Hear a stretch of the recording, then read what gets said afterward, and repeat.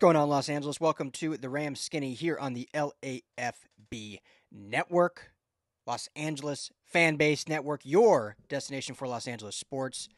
Thank you all for coming and hanging out with me. Skinny T is off today. We were trying to get a preview up, and it's just been a crazy week. I feel like we say that every episode because it is. It's always crazy. So he is off today. Gave him the day off as we prepare for this divisional matchup, Rams-Eagles, tomorrow. As I am recording, we are exactly 24 hours from kickoff in Philly, in the city of brotherly love. It's going to be a good one. So thank you all for hanging out with me. Going to break this game down as best I can on my lonesome. First and foremost, hope everyone out there is remaining safe and good from all these catastrophic wildfires that have ravaged Los Angeles. We talked a lot on the last few episodes how it's affected us directly, as I live in Pasadena, just within the Eaton fire, and have had friends and my daughter's classmates that have lost homes and lost everything. And I'm sure many of you listening are in the same scenario, whether it was you personally lost things or know someone. So my heartfelt prayers go out to everyone. And as I've said before, please don't hesitate to reach out if there's anything we can do to help, even if it's just amplifying your voice if you need help, and sharing a GoFundMe link or whatever it may be. We want to be here to help our community. That was one of the main reasons I started LAFB, was because I love LA sports, wanted to cover these great teams in Los Angeles, but also wanted to create a sense of community between kind of the media content fold and the fans. And so many websites out there say, like, created for fans by fans, and that's a pretty easy thing to say, but we wanted to try to actually be in the community, and everyone that pretty much works here at LAFB lives in Los Angeles, so it makes that much easier. So let us know if there's anything we can do. Show is always brought to you by BetOnline. Head to betonline.ag today. As I say every single show, I'm never prepared on what the game lines are, so let me pull those up for you right now, because if you want to obviously bet on the game, you should do it at BetOnline. So I can find that real quickly here. So tomorrow, Rams, +6, dog, +6. That's a pretty big point spread, especially for a playoff game.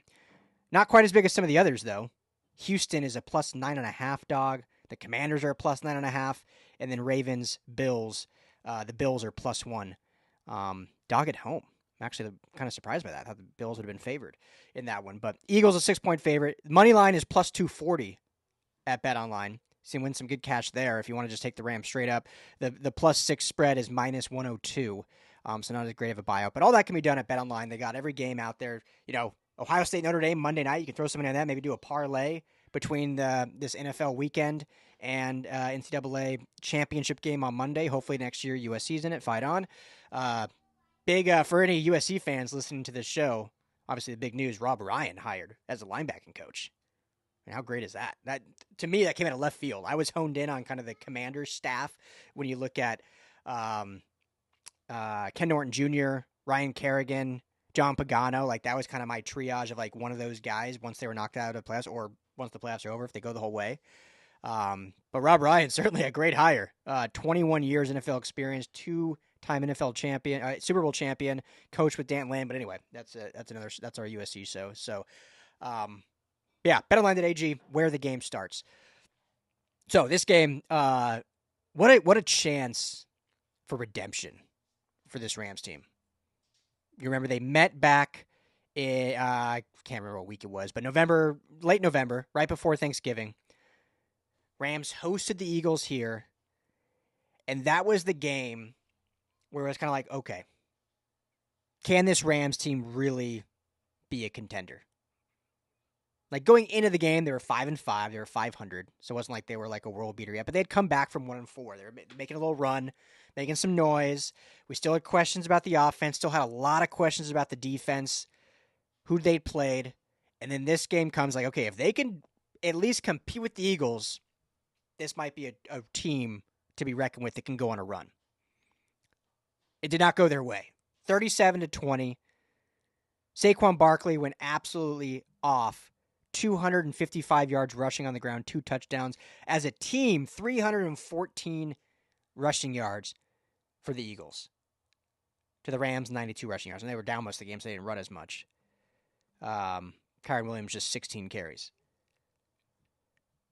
So after the game, it almost answered a lot of questions, right? Like Skinny and I have talked many times, much to the chagrin probably of our listeners, that throughout the season, the biggest Achilles heel of this team, besides the offense for whatever not clicking, was this run defense. Like, could they feasibly stop the run? They had a good pass rush from day one. I mean, what they've done in the draft with that front four, the pass rush has been good since week one. It's gotten better and better, which is incredible. The back end is, had been throughout the season up and down, but not bad. The biggest question mark was the run defense, and this game against the Eagles basically solidified that, yeah, it's a problem. It's a big problem. And if any team copies that blueprint, they're going nowhere. They're missing the playoffs. They're, all these questions about what they can do. Was Chris Shula the right choice for the DC job? Well, after this game, so they dropped to 5-6 on the season after that. Then they go on their run. Right? They wouldn't lose again until the finale when they benched all their stars. This was the turning point in the season, this Eagles loss.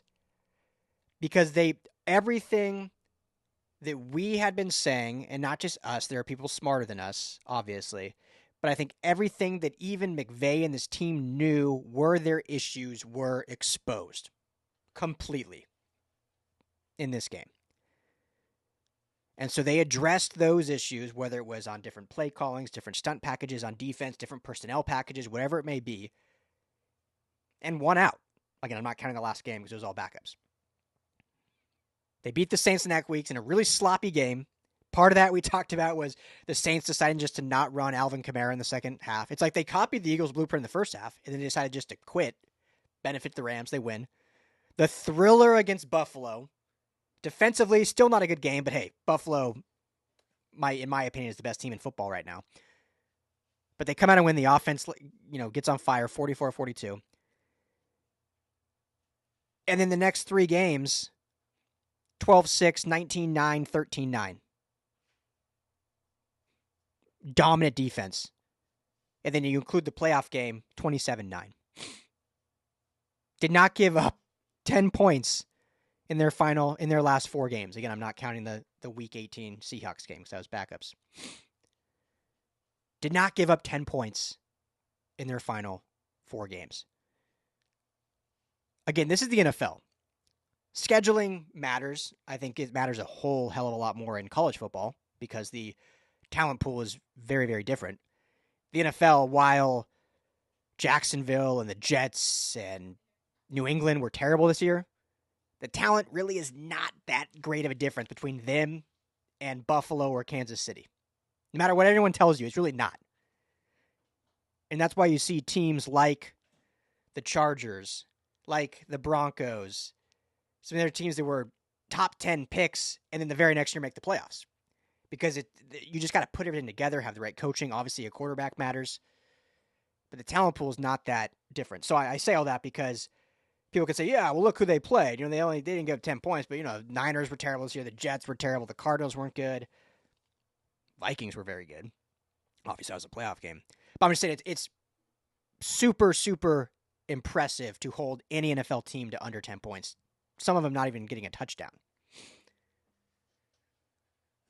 Now, if your whole season is just predicated on playing bad offenses, then you start looking at, okay, what's the true sample size? But when you do it 4 weeks in a row, essentially, and one in a playoff game, on a neutral territory, against a top 5 offense in Minnesota, this defense is for real.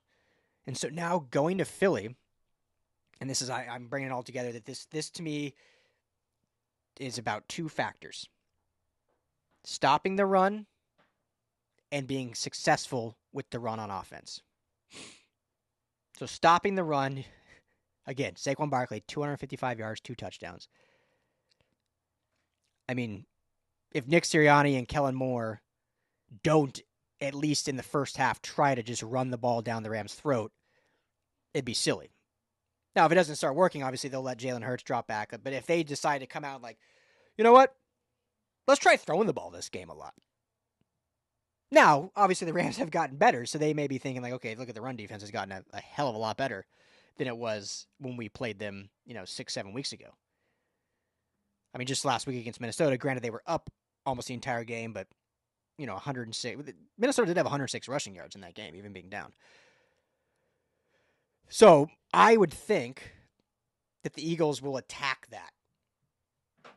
Jalen Hurts obviously is a very talented quarterback. A.J. Brown, Devontae Smith, a lot of talented receivers. As my daughter comes in here and slams the door. Oh, she shut it quietly. Okay, go ahead. There you go, a little cameo for you. Talented receivers. Tight end that I am randomly drawing a blank on his name right now. I say it wrong all the time. I say it very French, and randomly right now I'm drawing a blank on his name. It'll come to me, but he was on the injury report with an illness, but looks like as of today should be good to go. So, you have the combination of him with those two elite receivers. It's a tall order for this secondary, but I still think Saquon Barkley in that run game is what is the biggest threat in this game. Now, offensively, we all know the talk right now is that it's a snow game. Just checked right now before hitting record. As of now, it's a 90% chance of snow in Philly. Everyone's talked of Stafford's record in the snow not being very good. West Coast teams traveling to cold is always something brought up. Even just the Rams in general, since being in LA under Sean McVay in the cold. You think back to that 2018 season, their first year going to the Super Bowl, and their first true road cold test was that game in Chicago when Vic Fangio just absolutely dominated McVay to the tune of whatever it was, 15-6, some random score. But why I think this can be different is because I think in years past, including 2018, even though that 2018 had Todd Gurley, now that was that weird year with his injury. And in years past, they've had good running games. But they've always kind of relied on the QB play, which I think is why, and this is going down a huge rabbit hole, but why the trade for Goff and Stafford happened. McVay relied more on his quarterback than maybe taking the keys from him in certain situations and putting on the run game. We've talked all the time. I mean, I talk all the time about run the damn ball, right? That's been my biggest critique of the great Sean McVay, who I think is top 2 coach. I think he's top 2 right now. Maybe top 1. It's Andy Reid and him, and Andy Reid basically just shows up to work every day because what he's built is there. He doesn't have to do anything different. It's the culture's there, it's built. The team stays categorically somewhat the same. There's changes on defense, but Spags has been his DC for 7 years. Dave Tube's been his special teams coach for 7-8 years since he's been there. There's not a lot of changes. Yeah, he loses OCs and quarterback coaches, but he's the one calling the shots anyway. Defensively, it all stays. McVay loses offensive and defense and personnel and all this anyway. But my one critique has been on him is putting so much pressure on the quarterback when you have so much talent to run the ball and control the game that way. And so I think that was a big reason why they traded Goff for Stafford. Goff was limited. He hit kind of a ceiling here in LA. Not to say he was bad. He's obviously still good. Look at Detroit. And he's been great in Detroit, and I'm thrilled for him. Love Jared Goff. No animosity, and any LA Rams fan that has animosity shouldn't. I mean, the guy didn't ask to be traded. He was sad to be traded. Now he's embraced, obviously, his new team. But he hit a limitation of, he couldn't carry the offense. He was very good in the system, but when things got thrown at him outside of the realm of the system, he necessarily couldn't bounce out of that. And we've even seen that in Detroit sometimes. A lot of quarterbacks like that, not just Jared Goff. Stafford gave you a little bit more of that, okay, if the system breaks during a game, if our plan breaks, this dude can do a little bit more off script, has a little bit more arm talent that I feel I can still put the pressure on him to go make a play, make it happen. And we saw that in 21 when they won the Super Bowl. They rode Matthew Stafford and Cooper Kupp to that Super Bowl win. And he's been great at that his whole career. This year, he's been very good. It's definitely a declining year for whatever reason. We call it age, whatever. But he's still been very good. Still been efficient. I mean, still has incredible arm talent in the throws, and some of the trick throws that he makes are just unbelievable. The no-look passes. But again, it's always funny being by yourself because you can get long-winded on things. So my whole point is this. The Rams, though, down this stretch, have proven they don't need to rely on Matthew Stafford to win. In this 4-0 stretch, holding teams to under 10 points, they've relied on the defense playing dominant. And for the most part, not always, McVay's still going to get a little trigger happy, but for the most part, relied on Kyren Williams in that running game. And so I say all this again because going into Philly, potential snow game, cold no matter what, it's going to come down to the run games. If, in my opinion, Sean McVay decides Stafford's going to throw it 40-plus times, we're putting this on Stafford, our MVP caliber quarterback, I think that is a recipe for disaster.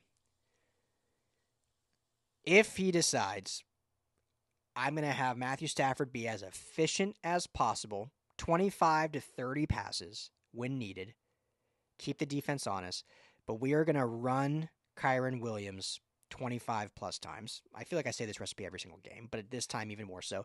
Then you take the snow out of it. Who cares what Stafford's record is in the snow because you're emphasizing your dominant running back, Kyren Williams, who you could argue is the third best running back in football, right? Behind Saquon and probably Derrick Henry. You could say Kyren Williams is third. I mean, he's third in rushing, statistically. So you emphasize the run game. When you do pass, keep those short bubble screens. The screen game, obviously, that with McVay loves. And obviously, the fact that as of right now, it looks like Tyler Higbee, after coughing up blood on Monday night, will be good to go, is a huge factor because it showed how the offense could move with him in there. And what I appreciate about McVay is even when he went out, they still tried to utilize Davis Allen and Colby Parkinson and even Hunter Long a little bit, emphasizing that tight end role a little bit more in the passing game that I think is kind of been the missing piece of this stretch of bad offensive play. So Tyler Higbee gives you that. Cooper Kupp, we've talked about ad nauseum. Don't know what's going on with it. Would love to see him more involved. But again, this needs to be a Kyren Williams game. If Kyren Williams rushes 25 times and the Rams defense can do what they've been doing the last 4 weeks, Rams win this game. They do. I think it's that simple. Football has so many intricacies, right? So many nuances. So many chess moves and different pieces that all have to align for everything to work. But sometimes it's as simple as stop the other team's running back. Your running back needs to carry the ball a lot. It sounds so simple, but to me, that's what this game is. Because you're going up against a team that is a dominant run team, and you're a team that has struggled on offense, and your quarterback has struggled in cold snow games. So just play to your strengths. Play to your strengths. Now, the Eagles lost Nakobe Dean for the season last week against the Packers, one of their great linebackers. So I think Oren Burks, a vet, is stepping up as in place. Burks is not Nakobe Dean. So that's a loss in that regard. So the last thing I'll say, and this just kind of reiterates what I've been saying, I brought up that 15-6 Chicago Bears loss in 2018 at the hands of Vic Fangio's defense. Now, all you guys know, Rams fans are super smart, so you all know this, but I'll just say it. Obviously, Vic Fangio is the defensive coordinator for the Philadelphia Eagles. And he's made famous this too high shell, too high safety look that really forces you to keep everything in front. Rams didn't like to do that, especially in 2018. They were all about stretching the field and 11 personnel and getting guys out in space.